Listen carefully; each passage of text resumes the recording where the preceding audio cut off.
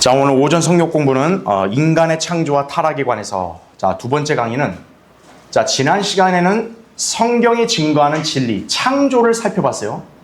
이번 시간에는 이제 이 세상은 이 성경의 진리를 배격하기 때문에 이 창조에 관한 진리를 부정하는 과학의 반론과 또 진화에 대해서 우리가 그 실체를 파헤쳐 보겠습니다. 자, 세상은 진화론을 과학의 범주에 포함을 시키는데, 여러분한테 결론부터 말씀드리면 진화론은 과학이 아니에요. 예, 진화론은 그냥 종교예요. 예. 근데 이 무식한 인간들은 그 진화론을 과학으로 그렇게 간주하고 마치 그것이 굉장히 논리적이고 과학적인 것인 마냥 사람들을 속이고 있는 것이. 예.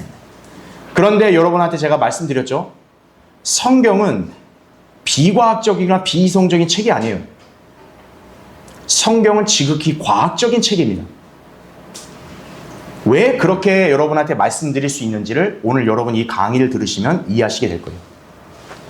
성경에서 증거하는 진리는 과학적으로도 충분히 입증이 될 수 있는 사안이라는 얘기예요. 예. 자, 그래서 이 진화론, 특히나 성경을 배격하고 부정하는 과학은 종교 철학에 불과하다는 사실을 오늘 이 시간 여러분이 잘 이해하시면 됩니다. 자, 여러분 디모데전서 6장 거기 20절 펴져 있으면 보십시오.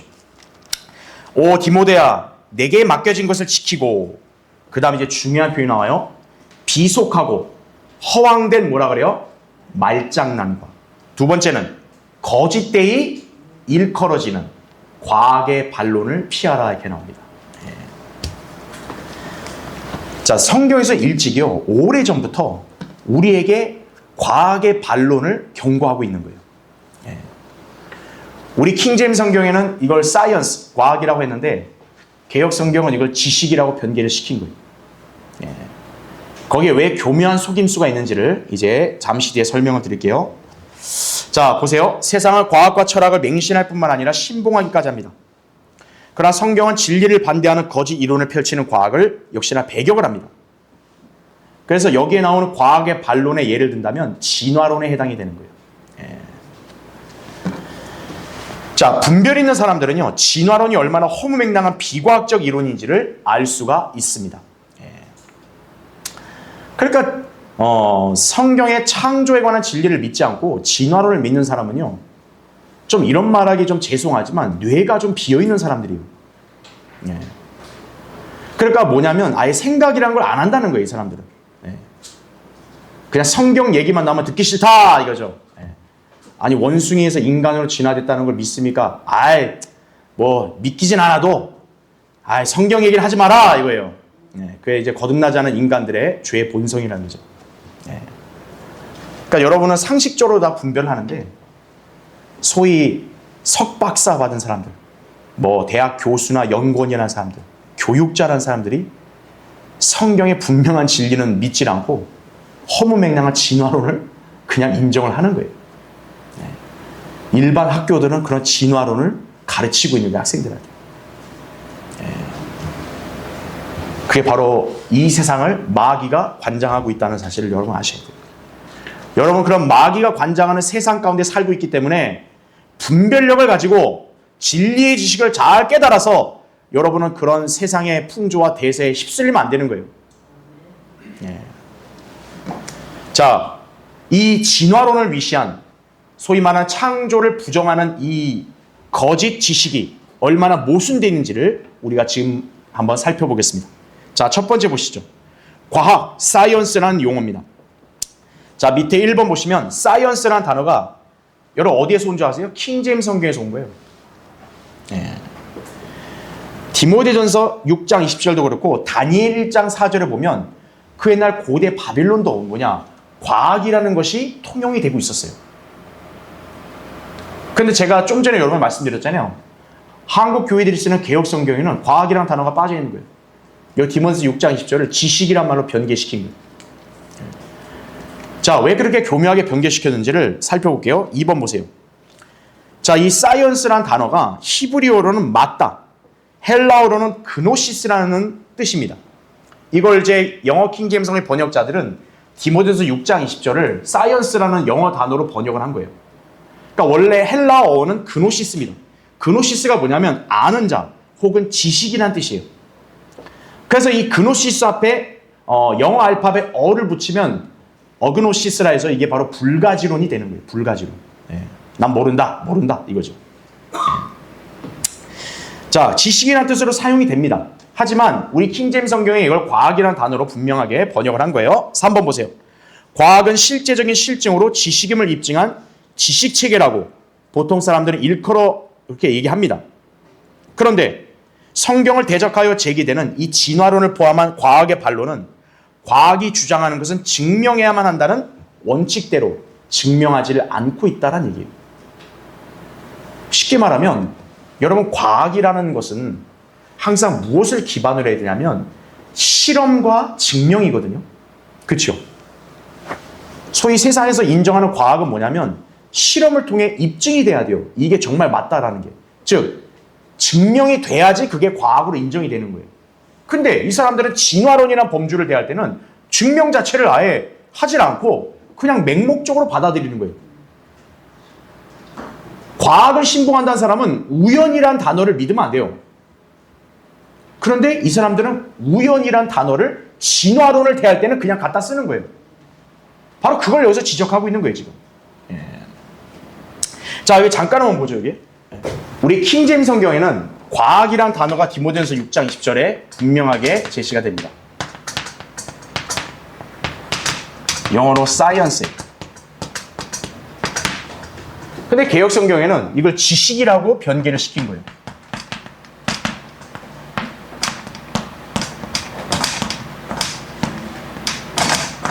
knowledge요. 예. 왜 이렇게 된 것이 교묘한 속임수냐? 성경 변개자들은 성경보다 과학을 더 우위에 두기 때문에 여기 본문에서는 과학의 반론이라고 그러면서 그걸 경고하잖아요. 배격하잖아요. 그걸 인정하지 못하는 거예요. 성경 변개자들은. 왜? 솔직하게 말하면 성경의 기록 자체는 자기들의 이성으로 다 판별이 되지 않잖아요. 초자연적인 것도 많고. 그거는 일반 사람들 인정 안 하죠. 하지만 과학은 어때요? 과학은 이 땅에 사는 대다수의 모든 사람들이 다 그냥 저절로 인정을 해버립니다. 그런데 성경은 이 과학에 대한 도전장을 내미는 거예요. 과학은 거짓되이 일컬어진다. 비속화왕대 말장난이다 그랬어요. 그러면 그거를 봤을 때 일반 사람들이 그걸 납득을 할까요? 아니거든요. 자기들은 성경의 그런 분명한 예언적인 진리, 이거에는 무지해도 과학적인 그런 지식에 대해서는 대개 다 어느 정도 알고 있고 통달한 사람들이에요. 그러니까 그런 사람들은 성경보다는 뭐를 중시한다? 과학을 중시한다 이거죠. 그러니까 성경에서 이런 과학을 배격하게 되면 어떻게 돼요? 큰일 나는 거죠. 그러니까 어떻게 돼요? 과학이라는 단어를 빼자. 그럼 여기다 뭘 집어넣을까?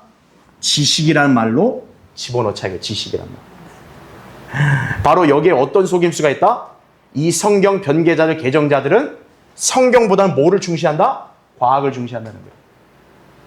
그래서 이 사람들은 이 영어 킹제임스 성경에 사이언스라는 단어가 명백히 있음에도 불구하고 knowledge라고 하는 전혀 관계도 없는 그런 단어를 갖다 쓴 거예요.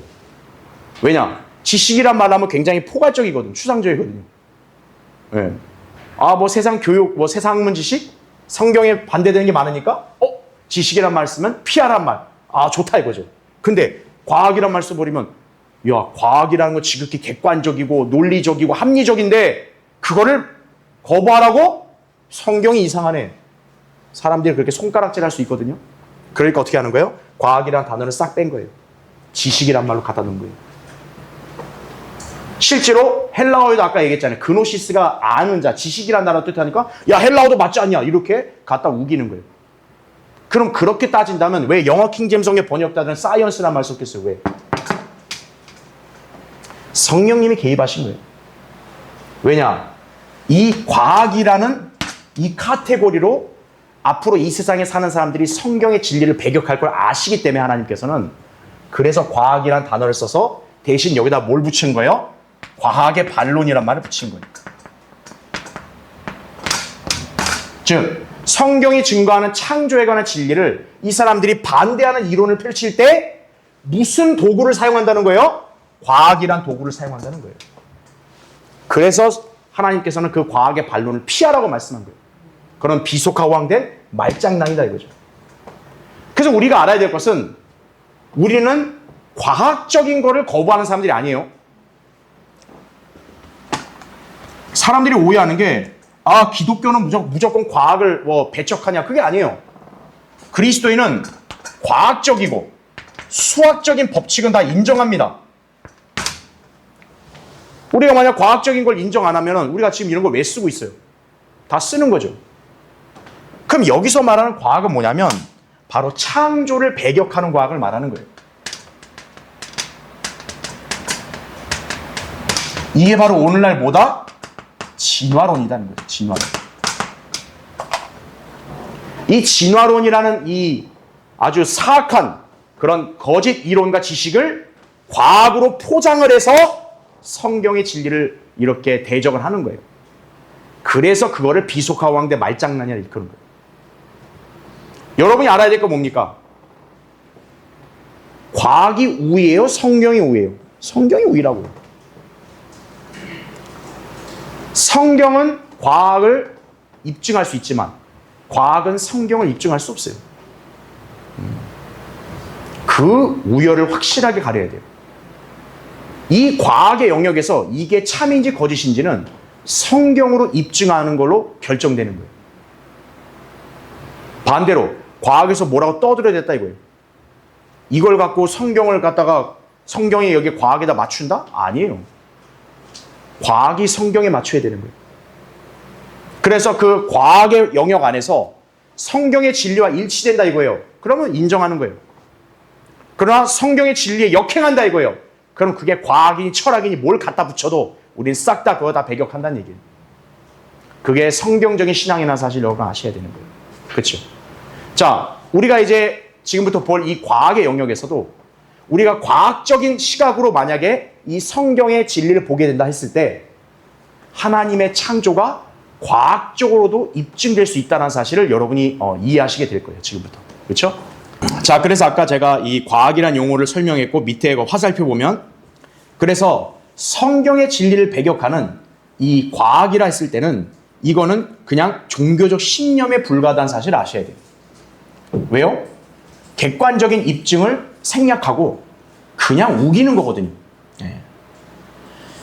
BC 600년부터 200년에 존재하던 고대 그리스 이교도 철학이고 성경의 창조를 거부하는 불신자들의 종교이자 철학이 바로 과학의 반론이라는 사실을 아셔야 됩니다. 대표적으로 오늘날 진화론에 해당이 되는 것이죠. 그렇죠? 자, 그럼 이제 두 번째 보시죠. 자, 우주의 시작에 관해서 소위 이제 네 가지의 가능성을 이렇게 분석을 하고 추측을 했습니다. 자, 이 네 가지 가능성 중에 어떤 것이 참된지를 우리가 역시 뭐로 판별할 수 있다? 성경으로 판별할 수 있다는 거예요. 자, 먼저 1번 네 가지 가능성을 볼게요. 자, 괄호 1번 보시면 일단 첫 번째 우주의 기원에 관해서 설명을 할 때 이런 가능성을 제기합니다. 우주는 항상 여기에 있었다 이거예요. 자, 이게 바로 헬라 철학자들의 추측입니다. 즉 우주는 원래부터 영원했다는 거예요. 그러니까 애초에 시작이라는 게 없었고 그냥 영원했다라는 거예요. 그러니까 이 사람들은 물질의 영원성을 믿는 겁니다. 그러니까 물질 자체는 창조된 게 아니라 원래부터 물질이 있어 왔다는 거예요. 이게 첫 번째 가능성을 얘기하는 겁니다. 그 다음에 괄호 2번 두 번째 가능성. 우주는 우연히 무에서 생성되었다. 이게 이제 진화론이죠. 그러니까 우주가 항상 여기에 있었던 거 아니라는 거예요. 그러니까 아까 이 첫 번째 가능성과는 반대되죠. 첫 번째 가능성은 원래부터 우주가 있었다는 거고 두 번째 가능성은 우주가 항상 있던 건 아니에요. 원래는 아무것도 없었을 때예요.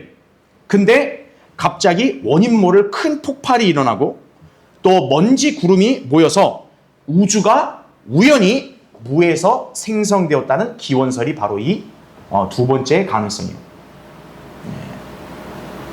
여러분 이게 신빙성이나요? 과학이면 객관적인 입증을 거쳐야 되는데 이건 없어요. 그냥 아무것도 없는 상태에서 펑! 막 먼지 구름이 슉 모여가지고 샥! 우주가 됐다. 이거를 세상 학교들은 과학이라는 명목으로 가르치는 거예요. 그 다음에 괄호 3번. 자, 이건 좀 약간 정신병자들이 하는 얘기인데 우주는 단지 착시 현상일 뿐이래요. 그러니까 실제로 우주는 존재하는 게 아니라는 거죠. 그러니까 모든 것은 신기루와 같이 환각에 지나지 않는다라고 이렇게 주장을 하는 겁니다. 그러니까 이런 사람들은 우리가 객관적으로 상대할 필요 없고 저게 이제 정신과를 좀 이렇게 안내해 주면 되는 거예요. 이런 사람들. 자, 그러면 마지막 네 번째 가능성. 우주는 홀로 존재할 수 있는 뛰어난 지능에 의해서 초자연적으로 무로부터 생겨났다. 자, 이건 어때요? 이거는 맞는 거죠. 즉, 이게 바로 창조론입니다. 즉, 우리가 어떤 사물이나 어떤 대상은 우연히 생기는 게 아니라 그거보다 훨씬 더 뛰어난 이렇게 지능을 가진 설계자가 그것을 고안하고 만들어서 생긴 거다. 이게 바로 이치예요. 그러니까 우주 역시도 그렇게 생겨났다는 거예요.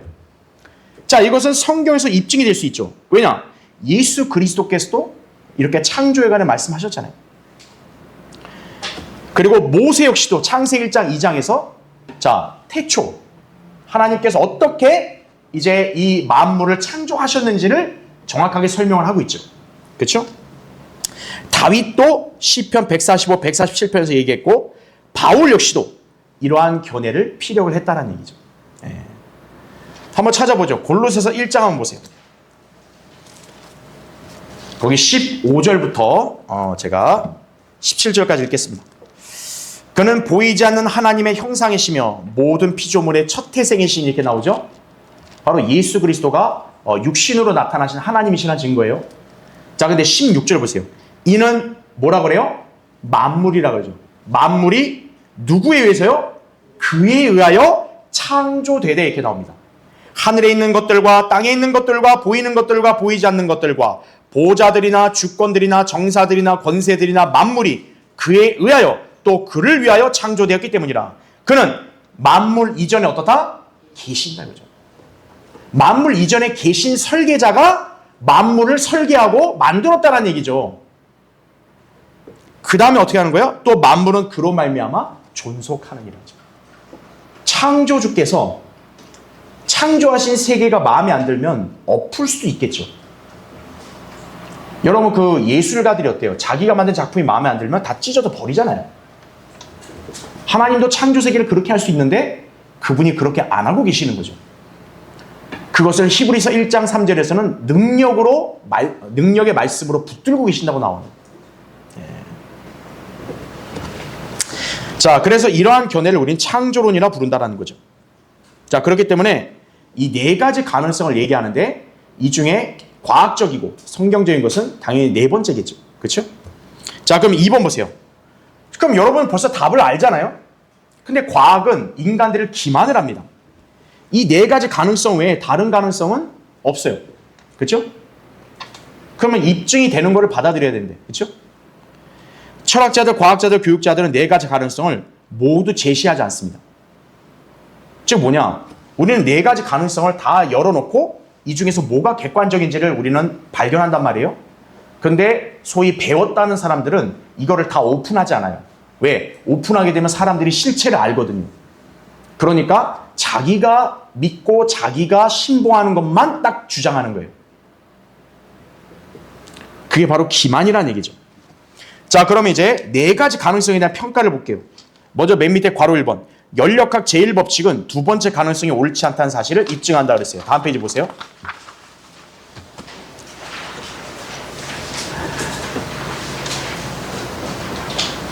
지금이 좀 약간 과학 시간 같으니까 여러분이 이제 슬슬 이제 지치기 시작할 텐데 이거는 과학 시간이 아니라 여러분 이제 우리가 성경의 진리가 왜 옳은지를 객관적으로 보는 거예요. 자, 어렵게 생각하지 마세요. 소위 이제 연력학 제1법칙, 제2법칙이라는 게 있습니다.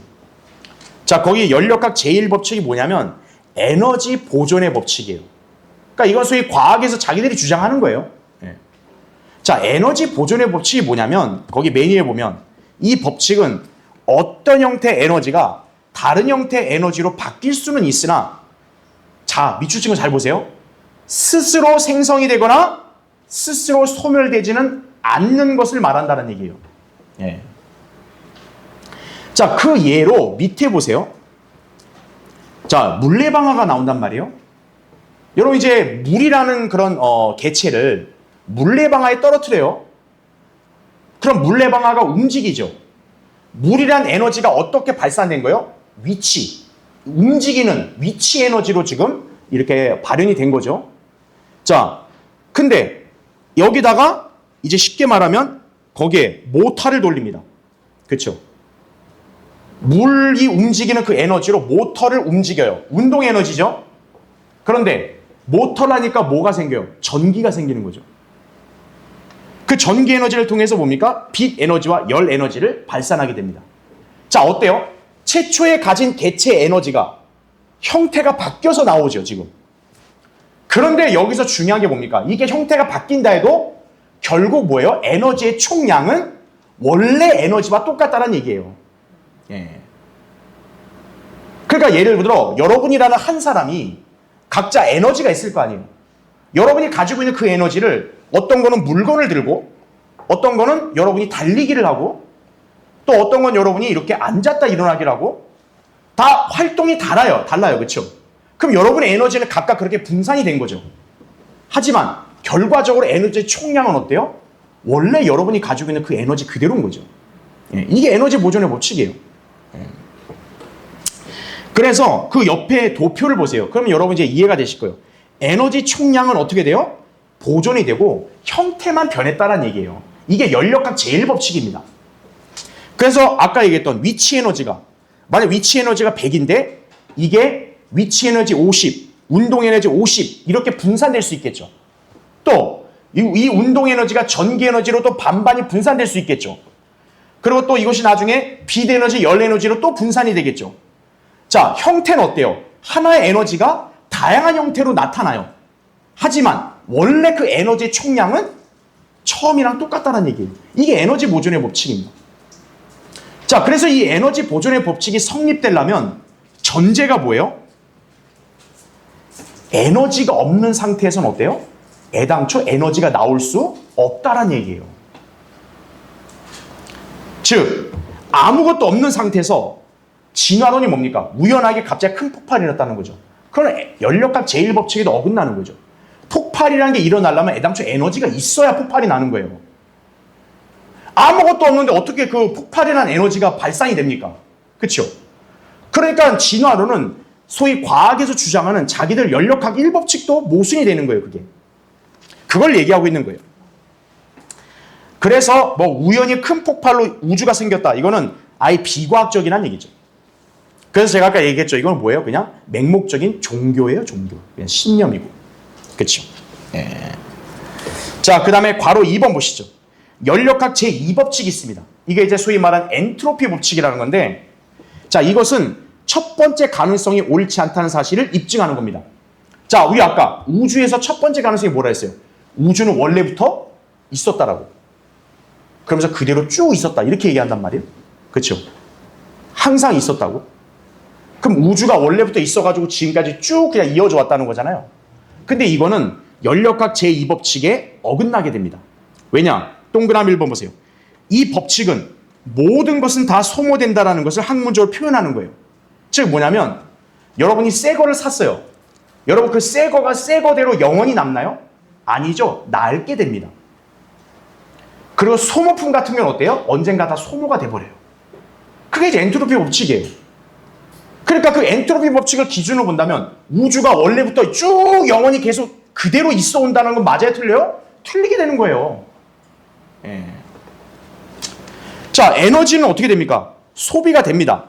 양은 변하지 않더라도 어때요? 시간의 경과에 따라 사용 가능한 유용한 에너지는 어때요? 항상 줄어든다라는 거죠. 예. 자, 예를 들어 현재 관찰 가능한 모든 가시적인 물리적 자연의 실태는 어떤 종류의 진화 과정도 보여주지 않고 오히려 소모, 분리, 부패, 쇠퇴를 입증해준다는 얘기예요. 예를 들어 여러분 여기 밑에 그림도 있지만 자동차를 샀어요. 그럼 여러분이 자동차 사고 이 자동차 너무 귀하다. 나는 손 하나 안 되겠다. 가만히 두면 여러분 새 차 그대로 쭉 이어지나요? 아니죠. 새 차여도 계속 그대로 놔두게 되면 어떻게 돼요? 낡아지는 거예요. 그렇죠? 자동차가 더 좋아지나요? 더 좋아져요? 여러분이 살고 있는 집 보세요. 여러분이 살고 있는 집은 옛날에 얼마나 새 집이었어요. 지금 어때요? 새 집 그대로 있습니까? 아니죠. 집이 다 낡았죠. 이거 빨리 이사 가야겠네. 이런 말이 나올 정도로. 만약 세월이 더 흘러보세요. 그럼 여러분 집은 어떻게 될까요? 여러분 집은 아주 휘황찬란한, 마치 빛이 나는 그런 궁궐로 변할까요? 아닙니다. 여러분 집은 폐가가 될 거예요. 나중에 쭉 가면. 이게 바로 엔트로피 법칙이에요.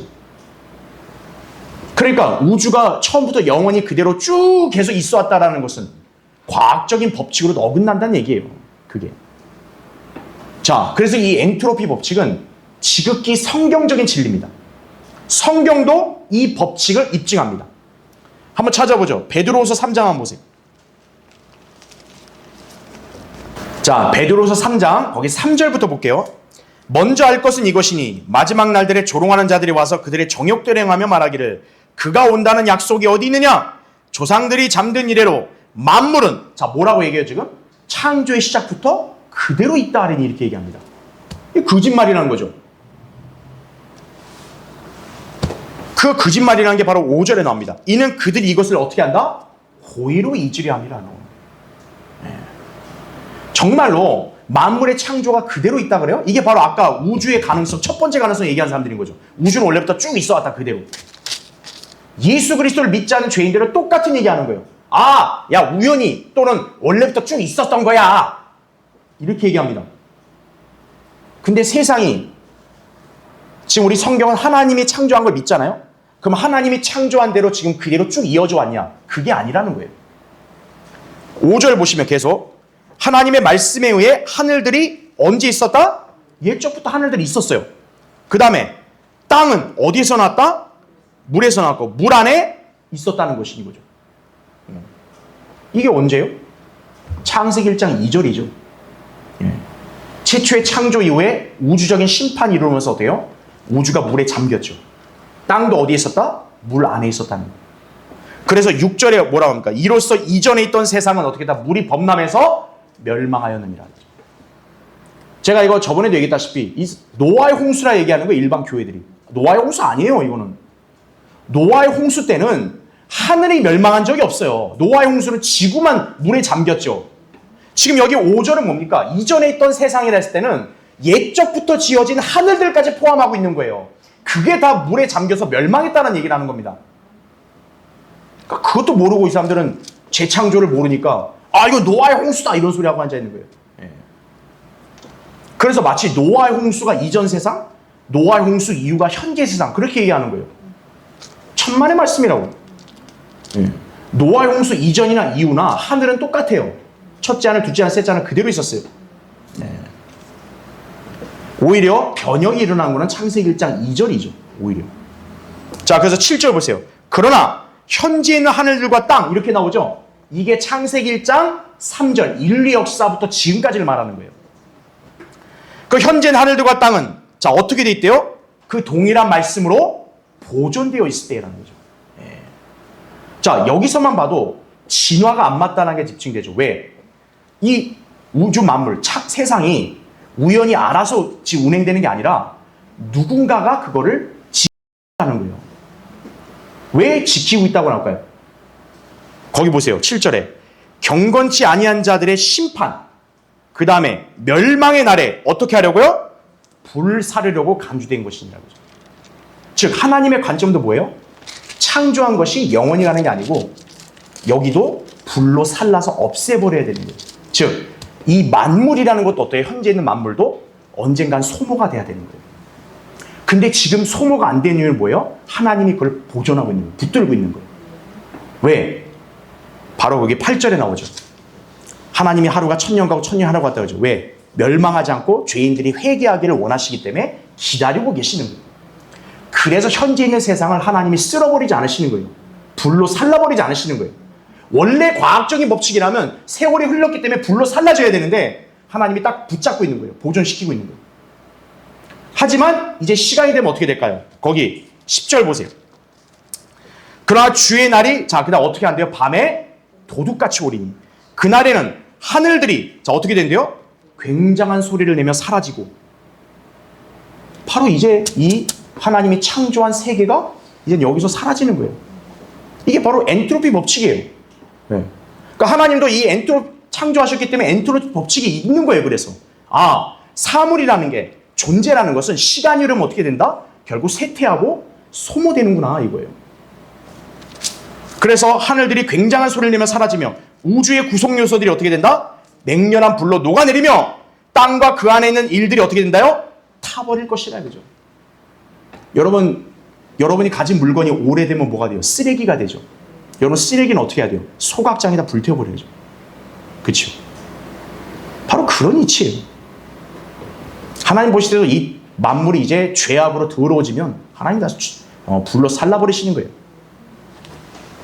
그럼 계속 보세요. 11절. 그때 이 모든 것이 녹아버리리니 너희가 모든 거룩한 행실과 경건에 있어 어떠한 사람들이 되어야겠느냐 이거죠.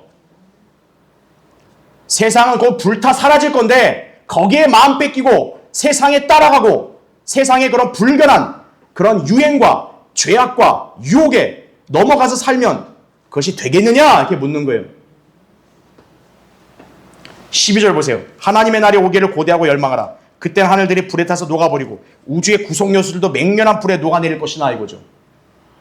아이고 내 집 몇십 년 뼈 빠져서 돈 벌어 모아가지고 산 내 집 다 불살라지는 거예요. 내 땅, 내 저 땅 살라고 내가 뭔 짓을 했는데 하나님 다 불살라버리는 거예요. 너 자동차 이거 야 나 이거 자동차 타고 내가 얼마나 내가 즐기려고 그랬는데 불타버린 거 하나님이요. 그럼 우리는 뭘 바라야 될까요? 13절. 우리는 그의 약속대로 의가 거하는 새하늘들과 새 땅을 기다리도다. 하나님이 구원받은 사랑하는 그분의 자녀들을 위해서는 영원 세계를 준비하시는 거예요. 너희는 이제 새로운 세계, 영원 세계 산다 이거예요. 구원받지 않은 죄인들은 현재 만물과 함께 이제 불못으로 가는 거예요. 그것도 모르고 지금도 그냥 희낙낙거리고 좋아하고 있는 거예요. 저기 한심하고 어리석은 인간들은. 여러분 그걸 잘 아셔야 됩니다. 자, 그래서 이제 여러분 잘 보셨죠? 동그라미 2번 보세요. 우리 교환의 동그라미 2번. 연력각 제2법칙은요. 질서 있는 상태에서 뭐로 바뀐다? 무질서의 상태로 바뀌는 거예요. 또 유용한 상태에서 뭐로 바뀌어요? 무용한 상태로 변화되는 것을 입증한다라는 거죠. 여러분 집을 처음에 만들 때 어때요? 형편없이 만듭니까? 아니요. 처음에 만들어진 집은 굉장히 품이 있고 세련되고 아주 체계적으로 만들어진 거예요. 근데 그게 세월이 흘러가면 어떻게 돼요? 하나씩 하나씩 부서지기도 하고 망가지기도 하고 이제 그렇게 해서 무용한 상태가 되는 거죠. 처음 상태를 유지하고 있거나 망가진 이후 원 상태를 회복하기 위해 저절로 질서를 잡아나가는 경우는 없어요. 여러분의 집이 스스로가 나에게 다시 새 집으로 돌아갈래? 뿅! 하고 돌아갑니까? 아니라는 거예요. 이게 연력학 제2법칙이에요. 그러니까 시작은 뭡니까? 질서 있고 정돈되고 세련되게 시작을 하는데 점차 어떻게 돼요? 쓸모없는 상태로 전락을 하는 겁니다. 바로 이게 뭡니까? 진화가 아니라 퇴보예요. 퇴보. 진화론은 어떻게 가르칩니까? 더 향상된대요. 앞으로. 인간부터 시작해서 세상이 더 향상된다고 가르치는 게 진화론입니다. 하지만 인류 역사는 뭡니까? 쇠퇴의 역사입니다. 그렇죠? 우리 인간도 어때요? 여러분이 처음에 태어나서 아기였을 때 피부와 지금 피부를 비교해 보세요.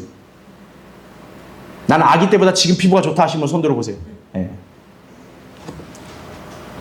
여러분이 어렸을 때, 젊었을 때 기억력과 나이 드신 분들 지금 기억력 비교해 보세요. 기억력도 좋아졌어요? 인간도 쇠퇴해가는 거예요. 노쇠져가죠, 인간은. 그게 엔트로피 법칙이다 이거죠. 그래서 밑에 그 표를 보시면 오른쪽에 헨리 모리슨이라는 이제 창조과학회에 이제 속한 사람인데 이렇게 주장을 한 거예요. 진화라는 혼란의 바다라는 책에서 이렇게 기재했다고요. 어떤 토론의 진화론자들 중에 어느 누구도 엔트로피의 문제를 효과적으로 다루지 못했다 이거죠.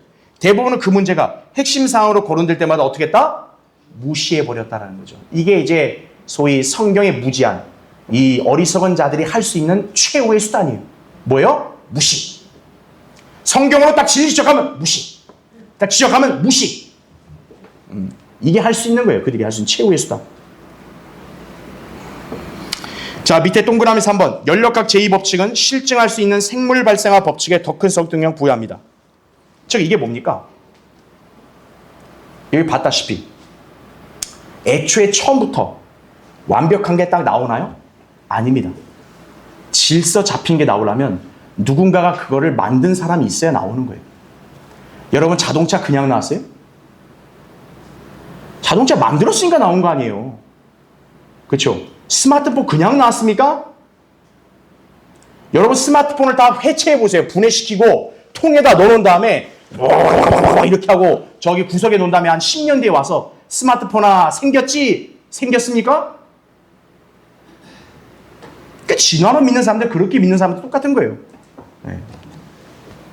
누군가가 설계를 했고 누군가가 조립을 했고 누군가가 그걸 만들었으니까 나온 거죠. 이 강단이 그냥 났습니까?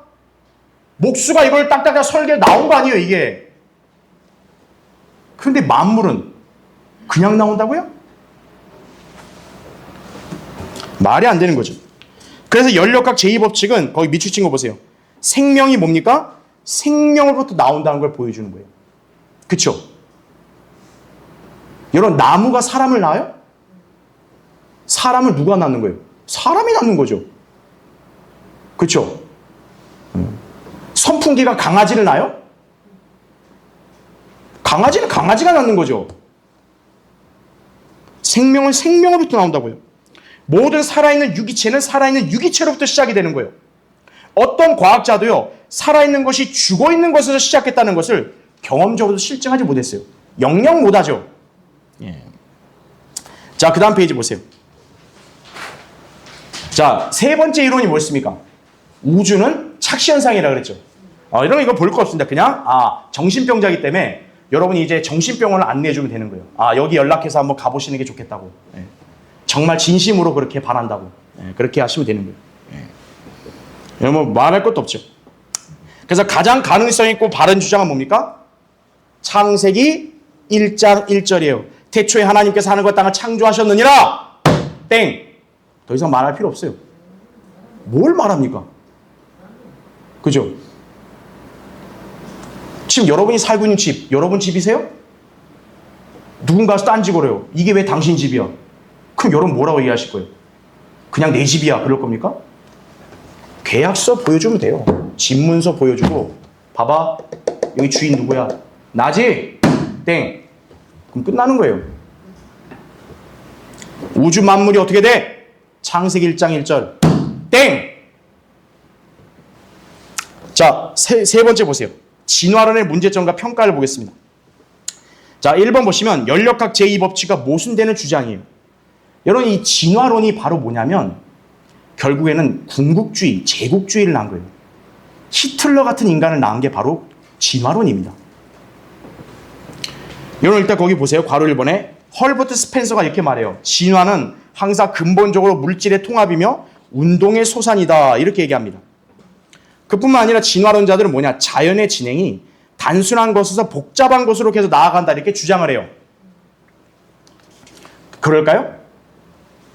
괄호 2번에 보면 여러분 아까 제가 다 설명한 거니까 그냥 보시면 돼요. 여러분 모든 것은 뭡니까? 점점 갈수록 좋아집니까? 나빠지는 거예요. 인간만 보세요. 애기와 젊었을 때는 막 팔팔하잖아요. 세월이 흐르면 어떻게 돼요? 아이고 이제 이렇게 되는 겁니다. 그죠? 나빠지는 거예요. 자, 밑에 2번 보세요. 진화론이 설명하지 못하는 게 뭡니까? 진화론은 세상과 우주에 대한 모든 이론, 설명을 거부해버려요. 우리가 성경적인 설명을 해주죠. 그것도 거부합니다. 그냥 거부해요, 거부. 그냥 괄호 2번 보세요. 진화론자들은 첫 번째 원자에 대한 설명을 할 수 없어요. 즉, 거기 밑줄 친 거 잘 보세요. 첫 번째 원자가 어디로부터 왔는가를 설명할 수 없는 것은 물론이거니와 과학이 요구하는 것처럼 증명할 수가 없다는 거죠. 쉽게 말하면 뭐냐면 여러분 사람 하나도 다 원자가 있거든요. 그렇죠? 이 원자는 그럼 어디서 왔냐 이거예요. 그럼 그걸 입증해야 될 거 아니에요. 그렇죠? 다른 것들은 다 뭐 이렇게 왔다고 설명해놓고 최초의 그런 시작에 대해서는 왜 설명을 못 하냐고. 그렇죠? 그럼 3번 보세요. 태초에 이 세상을 질서 있고 완벽하게 창조하신 분은 누굽니까? 주 하나님이시라는 거죠. 죄로 망가져버린 세상이 자신의 힘으로 질서를 바로잡아가는 것은 어떻다? 불가능하다는 거예요. 여러분 신호등, 저 횡단보도 도로가 왜 생긴 거예요? 알아서 생긴 겁니까? 경찰들이 만들었으니까 생긴 거죠. 그러니까 질서가 잡힌 거죠. 자, 네 번째, 이제 과학의 반론, 진화론의 나쁜 열매입니다. 그래서 1번 보세요. 자, 이 진화론이 왜 마귀에서 창안된 사악한 이론이냐? 이 진화론 때문에 인류를 불행으로 끌고 간 그런 장본인, 독재자들이 나오는 거예요. 자, 1번 보세요. 진화론에 따른 행위의 진정한 가치와 윤리의 기준은 뭐냐? 개별적인 생존, 즉 적자 생존이에요. 적자 생존. 즉 뭐냐면 모든 인간들의 생명을 존엄하게 여기는 게 아니라 우월한 인간만 이 땅에 남아있다는 거예요. 그럼 열등한 인간은 뭐예요? 다 죽어야 돼요. 그게 이제 소위 말하는 독일의 나치가 그걸 주장한 거거든요. 우생학이라는 걸 다 거기서 나온 거예요. 그러니까 우생학이 뭐냐면 똑똑하고 건강하고 이런 사람들끼리만 서로 결혼을 해가지고 자녀를 낳아야 돼요. 그래야 이 세상은 그렇게 우등한 그런 인간들로만 결국 가득 차게 된다는 거죠. 그러면 우등하지 못한 우리 일반 인간들은 어때요? 살면 안 되는 거예요. 그게 바로 우생학입니다. 히틀러가 바로 그걸 신봉한 거예요. 그래서 진화론의 도덕적 표준은 뭡니까? 정글의 도덕이에요. 정글의 도덕. 예. 그러니까 서로 막 주구장창 투쟁해가지고 결국 월등한 그런 유전자를 가진 인간만 살아남아야 된다 이거예요. 그래서 밑에 보세요. 2번. 인류사의 진보의 수단으로서 전쟁을 찬미하는 궁극주의의 교리가 뭐냐? 다윈의 윤리적 코드를 논리적으로 연장시킨 거예요. 이게 개인에서 어때요? 국가나 인종으로까지 확대가 된 거죠. 그렇죠? 자, 다음 페이지 보세요. 다윈이 쓴 논문에는 이렇게 얘기했어요. 자연 선택에 따른 종의 기원에 대하여 또는 생명을 위한 투쟁에 있어서 선호된 인종의 보존이라고 얘기한 거예요. 예. 그러니까 인종이 보존되려면 월등한 유전자를 가진 인간만 살아남아야 된다는 얘기예요.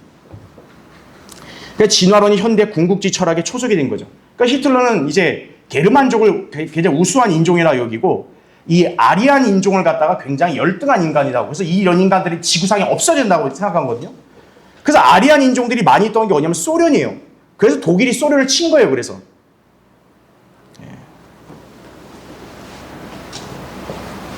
그러니까 히틀러가 왜 소련을 쳤는가는 다른 게 아니에요.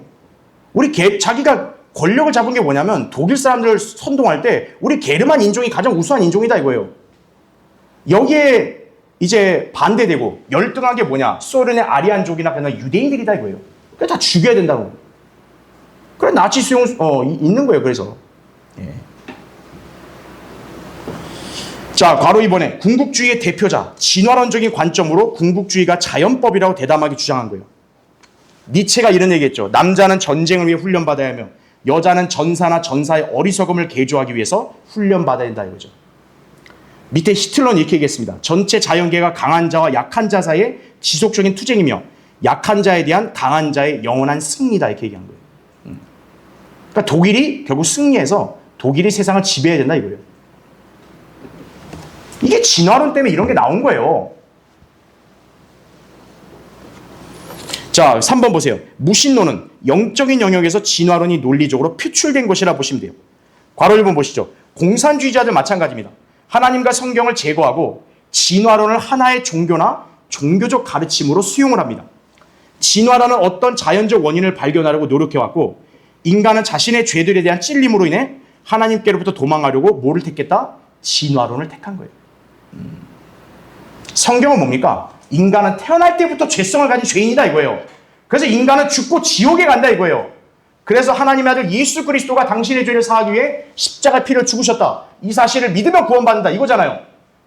인간은 싫은 거예요. 그러니까 뭐예요? 진화론을 둔갑해서 그걸 물리친 거예요. 인간은 원래는 처음에는 어쩔 수 없어. 하지만 나아지는 거야. 갈수록.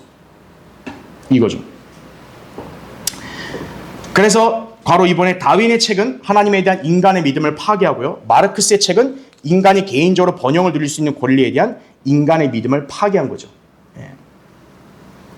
그래서 구원받지 못하고 교육받은 사람, 아담의 타락에 대한 성경적 설명을 제거하는 이유는 뭡니까? 십자가의 구속사역과 부활에 대한 성경적 설명을 제거할 수 있기 때문이에요. 성경은 인간이 타락했다 그랬죠. 아담 때문에. 이 사람들은 그걸 부정하는 거예요. 진화론자들, 공산주의자들. 왜요? 그걸 부정해야 예수님의 십자가의 구속도 필요 없다고 할 수 있거든요. 네. 자, 마지막 4번. 여러분, 세상이 좋아질까요? 세상은 절대 좋아지지 않습니다. 정치, 경제, 종교, 문화, 예술 등 그 어떤 분야에서도 21세기의 상황이 과거보다 나아진 적이 있어 없어요? 없습니다. 항상 우리 어르신들 푸념하는 게 뭐예요? 맨날 말세라는 거예요. 아, 내가 살던 때보다 지금이 더 안 좋아졌다. 말세다, 말세. 항상 그러는 거예요. 세상이 살기 좋아지면 어떻게 해야 돼요? 이야, 나 때보다는 지금이 훨씬 더 모든 세상의 모든 분야가 다 좋아진 거야. 이래야죠. 자, 해 아래에서 새 것은 없습니다. 모두 어떻게 돼요? 퇴보에 간다는 얘기죠. 그래서 바로 2번에 인간은 태어나서 진화해 가는 게 아니에요. 죄로 인해 죽어가는 겁니다. 인간의 타락상은 점점 심화되고 있어요. 창조주신 하나님의 개입이 없이요. 황금 시대를 이룩하려는 타락한 죄인들의 노력과 이상은 그래서 망상에 불과한 거예요. 네.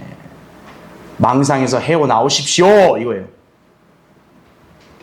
옆에 엔트로피 법칙 그 그래프 보면 나오죠. 질서와 시간이 갈수록 어때요? 우리 창조론은 창조 다음에 어떻게 됩니까? 타락으로 가는 거죠. 하지만 진화론은 뭡니까? 미개한 상태에서 우월한 상태로 간다 이렇게 주장하는 거예요. 잘 기억해 주세요. 여러분 이 그래프가 마치 뭐와 똑같은 줄 아세요? 전천년주의 대 후천년 무천년주의가 똑같은 거예요. 전천년주의는 창조론처럼 어때요? 세상이 갈수록 주님이 오시기 전까지는 악해져 가고 그러니까 주님이 오셔야만 이게 해결된다 이렇게 얘기하는 거죠. 세상은 인간의 노력으로 나아지는 게 아니라 예수 그리스도가 다시 오셔야만 이 세상은 변화될 거라고 믿는 게 전천년 신앙이에요. 하지만 후천년, 무천년 어떻습니까? 갈수록 좋아진다. 세상에 교회들이 많아지고 사람들이 교회로 몰려오고 하나님 찬양하고 기독교가 세상의 중심이 되고 그러면 이제 살기 좋아지는 거다. 이게 진화론입니다. 예. 여러분 그걸 기억하셔야 돼요. 그래서 괄호 3번. 여러분 정보도 어때요? 정보도 진화되는 게 아니라 어때요? 갈수록 왜곡이 되죠. 여러분이 직접 들은 내용을 이제 상대한테 얘기할 때 어때요? 여러분의 생각이 딱 거기 첨가되는 거예요. 그래가지고 말 좀 빼고 막 갑자기 없는 말 만들어내고 정보도 왜곡되는 거예요. 좋아지는 게 아니고. 여러분 자원도 어때요? 고갈돼가죠. 물도 갈수록 부족해지고 그게 고린도서 7장 31절의 말씀입니다. 이 세상 형체가 사라져간다 이거예요. 그래서 괄호 4번. 그러므로 이 땅에 예수 그리스도께서 재림하셔서 세상의 모든 왕국을 멸하시고 영원한 왕국을 세우실 때까지 인간의 실패 역사는 계속 반복될 거예요. 진화론으로 사기치지 마라 이거죠. 자, 마지막 결론. 가정과 추측, 상상에서 출발한 과학의 반론, 진화론은 과학이 말하는 실험을 통한 증명이 되지 않고 또 될 수 없는 거예요. 비과학적이고 비이성적이고 죄와 심판을 회피하려는 죄인들의 종교에 불과해요. 여러분은 어떠한 관점을 가져야 합니까? 창세기 1장, 2장이 분명한 역사라고 그렇게 믿으셔야 돼요. 그리고 그 창세기 1장, 2장에 기록된 그 기원의 역사는 과학적으로 입증이 되는 그런 진리라는 사실을 여러분이 잘 기억하셔야 합니다. 그렇죠?